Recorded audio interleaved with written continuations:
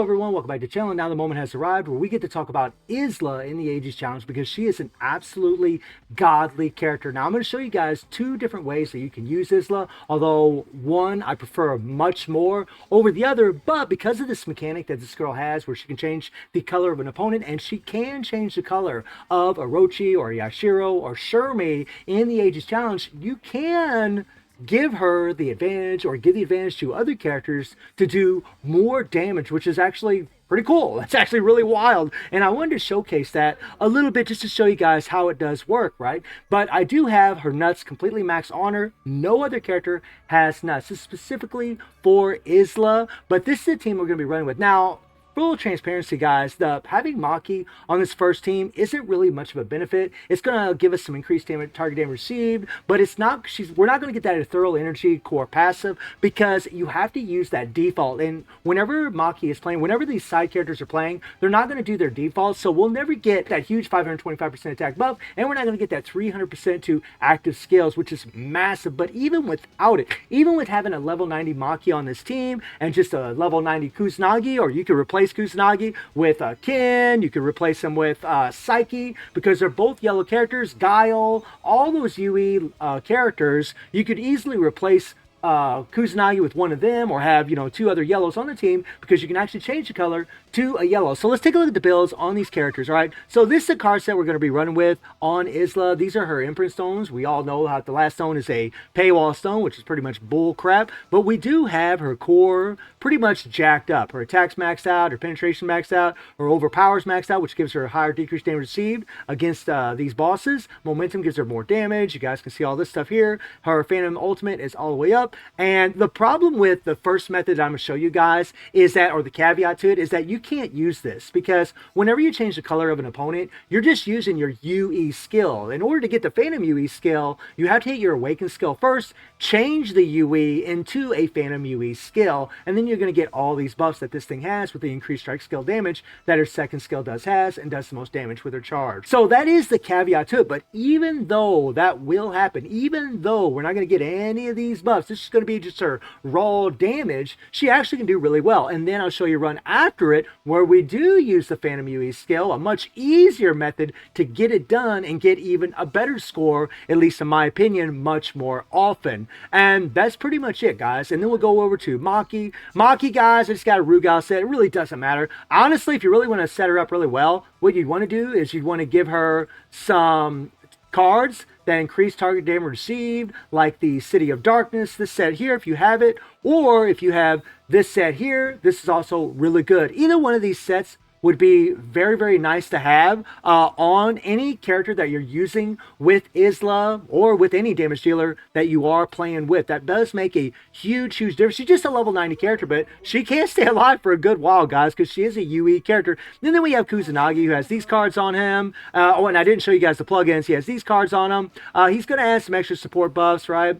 But really nothing major, right? We are missing a little stone, but he's going to add quite a bit of damage. I'm using Kusanagi because he's weaker than Psyche. If I use Psyche, I believe that I'll be able to do more damage. If I use Kin, I believe I'll be able to do more damage. And at the very end of this video, I will show you guys that if we do have enough time. So let's jump into the run. I'll guide you guys through what's going on, all right? Here we go. So whenever we start off with here, we want to do our 3, our 1, and then our 2 if we can. Try to build up our 3 PG. And as you guys will see in this run, it takes a while before it happens. And since it's so close to the Awaken skills and the Phantom U skill getting ready, I just decided not to go ahead and do it. Now watch what I do. So I'm going to go ahead and hit my Awaken skill there.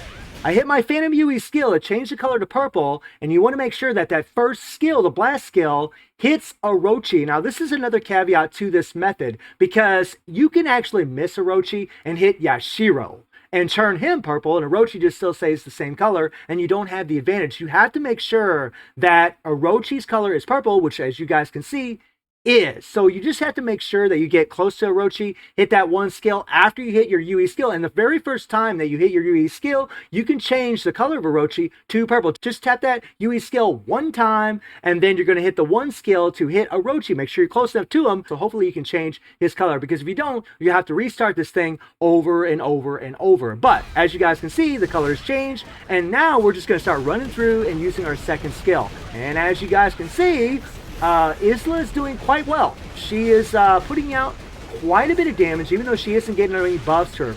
We're not using her Phantom UE skill. We don't have that extra strike skill damage, nothing like that. But yet, old girl was able to get, you know, a lot.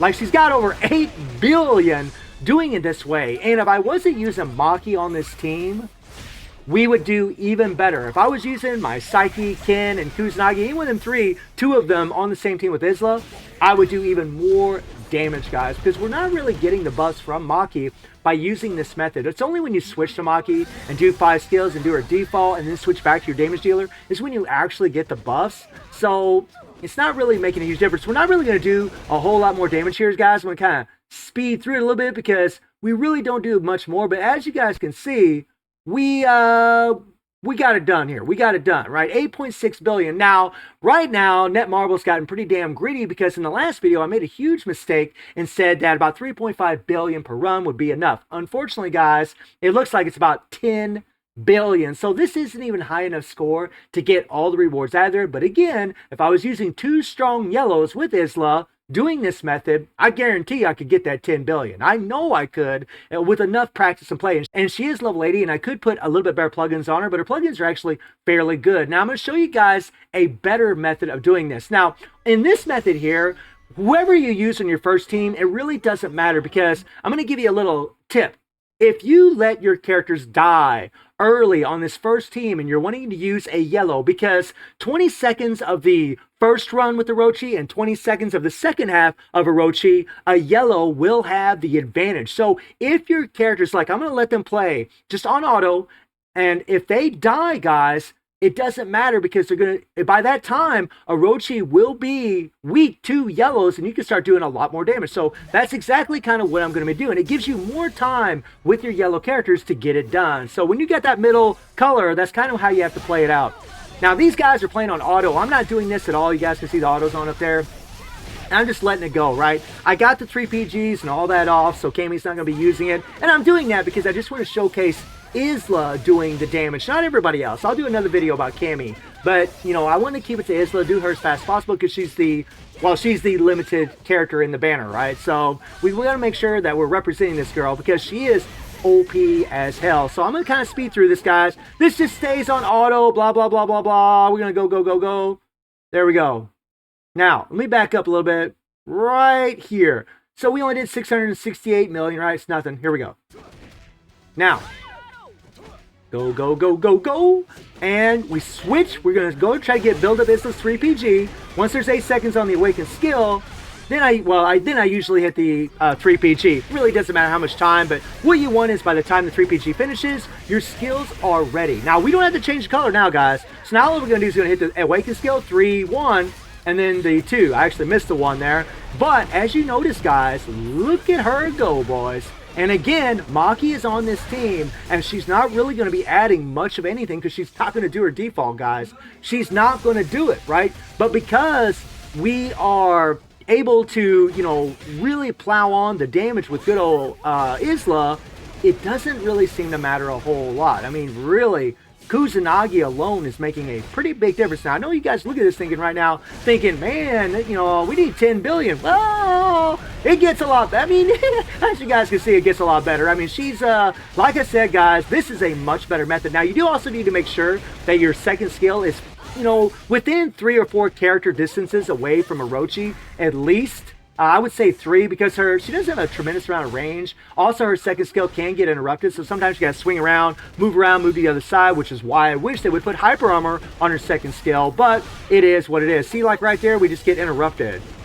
But when her second skill is going off, she causes the opponents to go stagnant, so they can't really do a whole lot. So as soon as it starts going, she can keep opponents from really doing a whole lot. And as you guys saw, we just got 14.2 billion. Now that is more than a high enough score to get all the rewards out of there, right? She is a godly character in this thing. I really do believe, even if you don't have her at A5, that she probably could get it done, especially depending on the characters that you have on the team. I mean, you could take Maki, and you could do that switch method that I showed you guys before in order to increase your attack and increase your active skill damage, and that would buff up Isla quite a bit too if you choose to do that. But I mean, this girl is awesome, guys. Like, really amazing character, very underrated in my opinion. Super strong for this event, and really just a super strong character in general. But let me know what you guys think about Isla getting it done. And I do stream on Twitch and YouTube. The link to Twitch is in the description below, and I hope you enjoy the video. Thank you for watching.